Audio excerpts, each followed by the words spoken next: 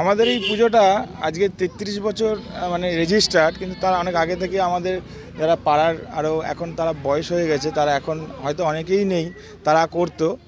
তারপর থেকে তারা আমরা তাদের ছেলেরা এখন ওটাকে আমরা এগিয়ে নিয়ে যাচ্ছি। আর এটা আমাদের শুধু মানে মানে এটা হিন্দু পাড়া, তো শুধু হিন্দু বলে না, এখানে সমস্ত পাশে আমাদের মুসলিম পাড়াও আছে লাগোয়া, তারাও আমার সাথে সহযোগিতা করে সব রকমভাবে। এখানে যেরকম বাউল গান হবে, ছৌ নাচ হবে, যে যারা এসছেন এরা এখানে প্রদর্শনী করবে। সমাজসেবামূলক বলতে আমরা প্রতি বছরই হেলথ ক্যাম্প করি। হ্যাঁ, সাউথ বেঙ্গল মেড কেয়ার বলে একটা সংস্থা, যারা প্রতি বছর আমাদেরকে সহযোগিতা করে। তারা হচ্ছে কি এবারে নতুনত্ব দাঁতের একটা ডেন্টাল একটা মেডিকেল ক্যাম্প আমাদেরকে উপহার দিয়েছে।